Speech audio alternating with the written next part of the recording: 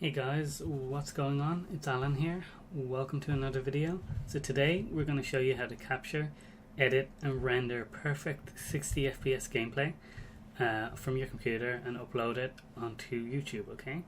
Now the first thing I want to let you know is the capture software I'll be using is Nvidia Shadowplay. So if you use an AMD GPU, you might want to use either Action, which is what I'm using here for recording this, or AMD GVR.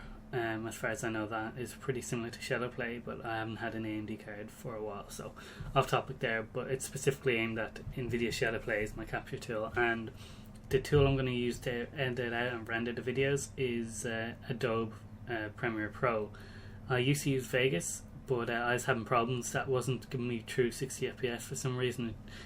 Even though I'd put in a 60 FPS file, when I rendered it out, it would come out as about 58 or so FPS, and you can notice the difference in the quality. So I switched over to Premiere Pro, and that fixes that for me. So I'm going to go and show you how I capture and render out 60 FPS gameplay, and then I'll stick a clip at the end and we'll go from there. So first things first, we'll go with a capture setup. So I open up GeForce Experience here. Now I have the beta GeForce Experience, so your one may look a bit different if you don't have the beta. These aren't all my games, these are just the ones I have installed, by the way. Now what you want to do is go over here to Settings, go down to Share, turn that on. Obviously that will then turn on Shadowplay. Now what you want to do then is open up Share, and you have the options here. So this is instant replay, which you can turn on or off. Basically what that means is if you're playing a game and say something cool happens but you weren't recording, if you press a hotkey, then you can record that bit straight away. So that's pretty good, and you can customize that to be however long. I have it at 6 minutes, but you can change that to 10, 15, 20 or less, and in the customize option here as well, actually, you have the option to record at 1080p, 1440p, 4K, or 720p for whatever you want, and frame rate 60 or 30. I do 1080p because I play 1080p, and I have 60 FPS because that's what I want to record at, which is my custom. Now you can change these to low, which is in-game, medium, high, or custom. And you notice here, if I change this to in-game, I get the option to have a higher megabits per second, which is like higher quality, but I like setting it at 1080p, and 50 is still really, really good. You're going to be compressing that anyway, so it doesn't really matter. Now, that's everything that you need to get set up here in the custom quality. And you can leave instant replay on or off, that's up to you. I like it on just in case. And then what we want to go to is settings here, okay? So you want to go down to keyboard shortcuts. I don't really do anything with these, it's up to you if you want to use them. But and that's a screenshot again. If you want to change that, you can. But the main one is record.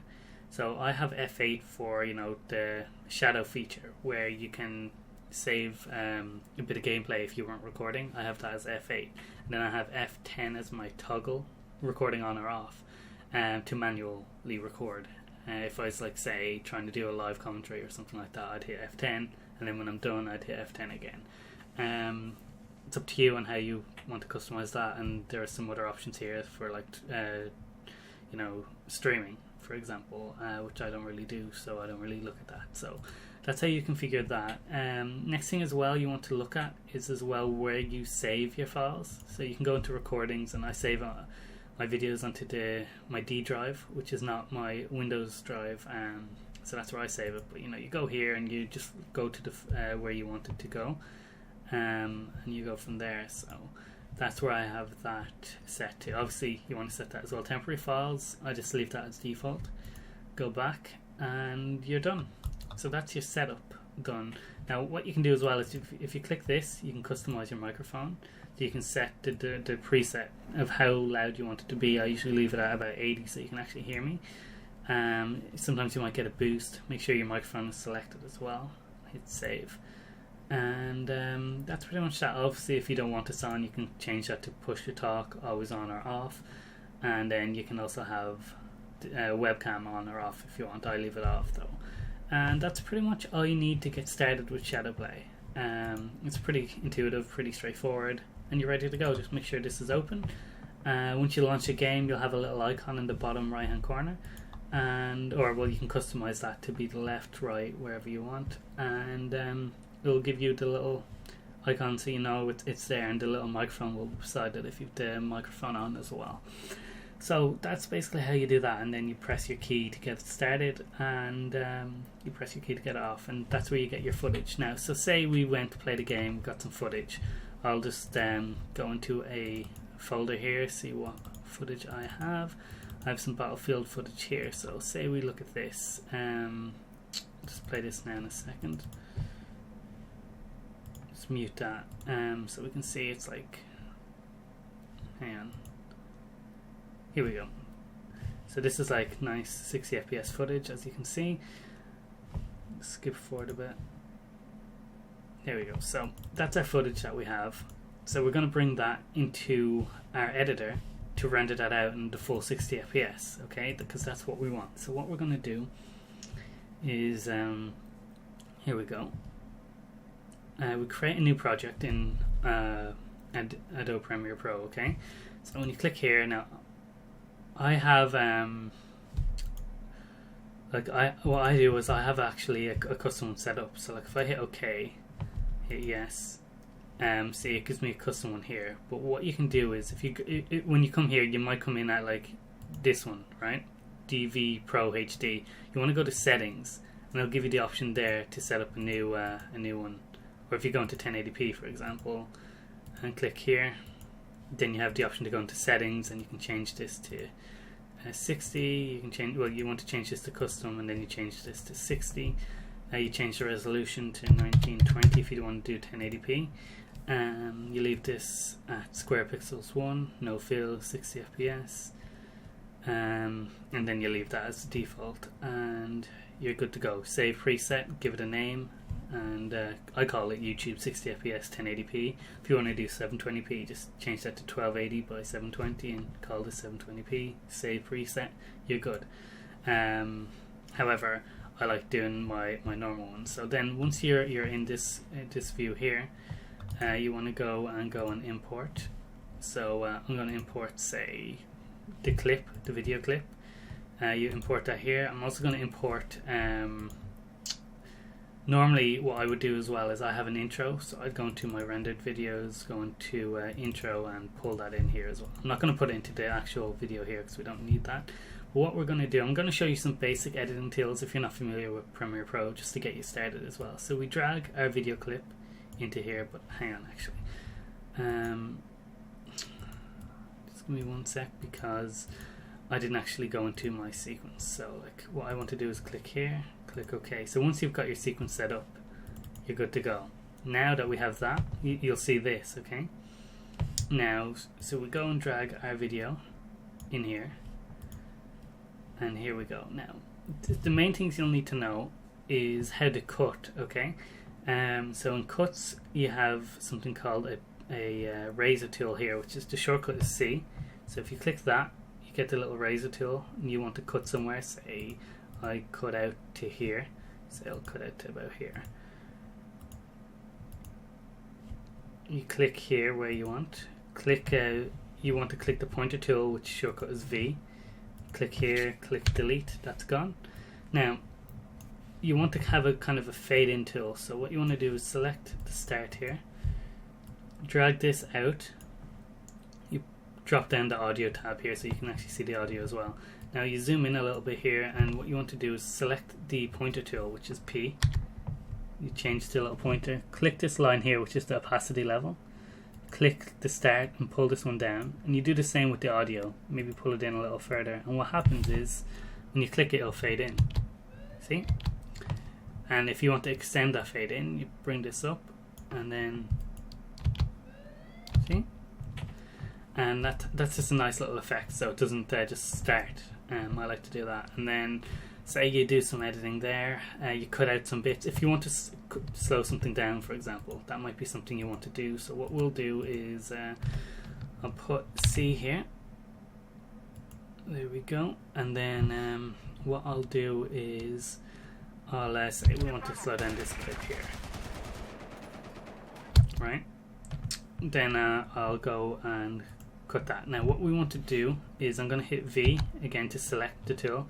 Because we're going to slow this down and extend it, it's going to extend this clip out. So you want to move this out just so it doesn't get cut.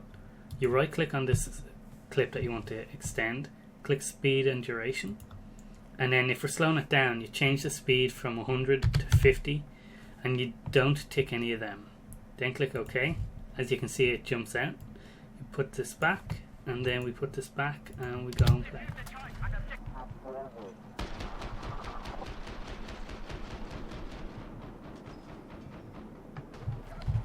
Perfect.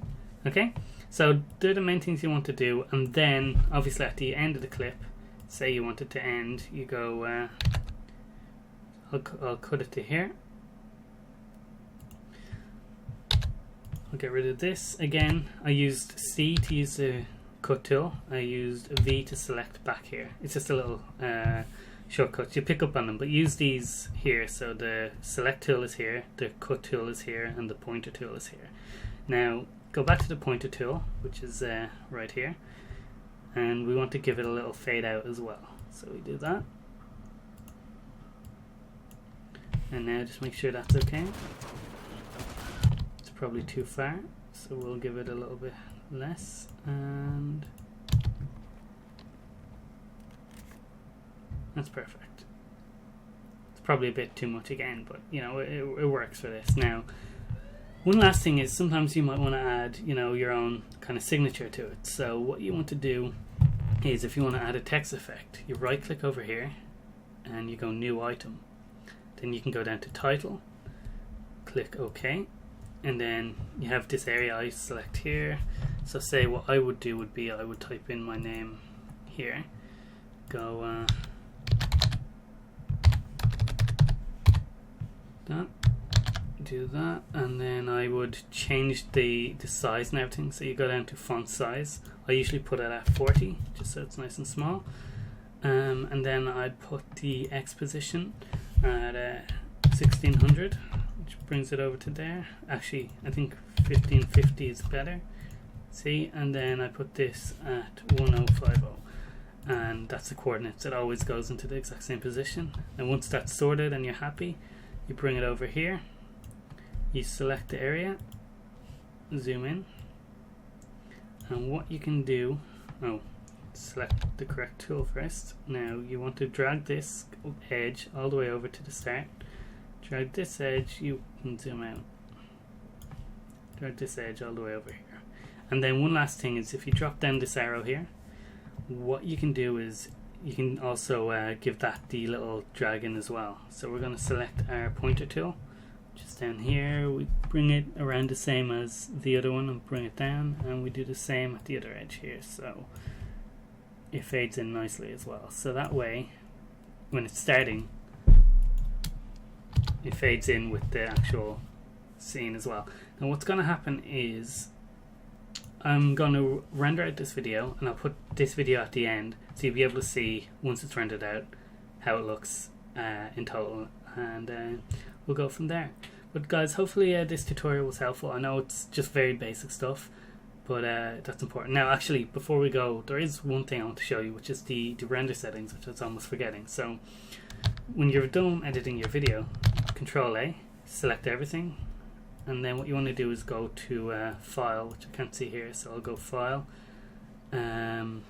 Export, and then go Media. Okay, now once you do that, what you want to do is you choose Format, go down to H.264, go down to well, I have a custom one here as YouTube 1080p 60 FPS, but what you want to do is click Custom.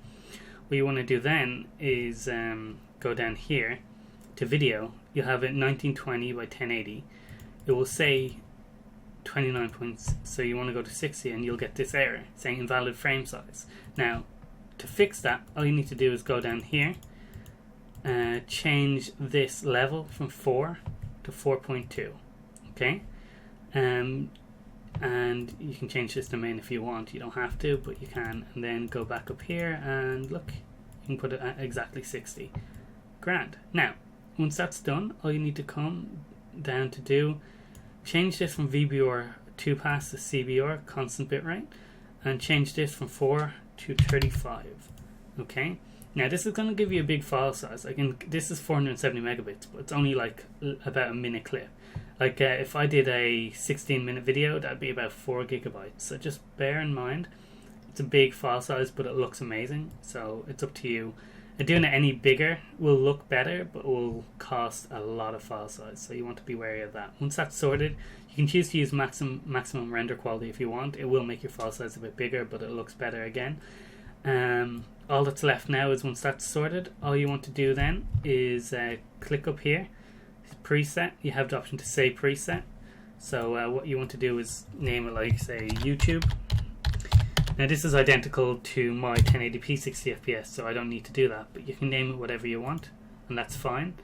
And then if you click the output name here, you can choose where you want to render it to. So I choose rendered videos, and I select one of the folders and I give it a name, and then that's fine.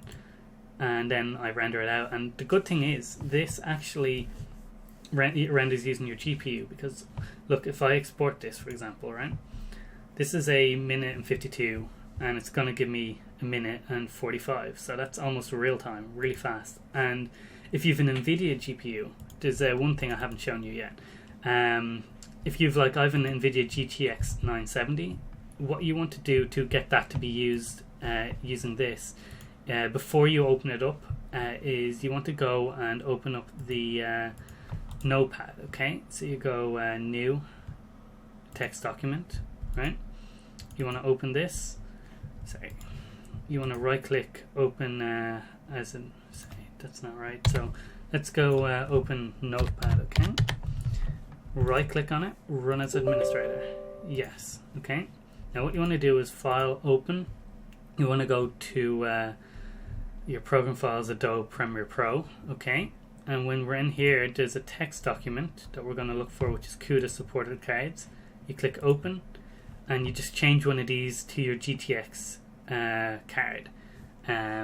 So GeForce GTX 970, GeForce GTX 1080, whatever the card is, you put it in. You change one of these values. I've already done it. To that, then you hit File, Save. You have to run it as administrator, otherwise you won't have permissions. Then you exit out of this. You open up Adobe Premiere Pro, and your card will be supported. And when you render out the video, you'll have really fast rendering time and really high quality video. So what I'm going to do now is I'm going to render out this video for you guys, and you'll be able to see the quality of the 60 FPS at the end of it. So hopefully this has been helpful, guys, and excuse me, I know it's been quite a long video, but there was a lot I wanted to show off, and this is how I render my videos at the moment. So thanks for watching. If this helped you out at all, please give me a like. If you have any questions, please leave a comment down below, and I will talk to you guys later. Have a great day.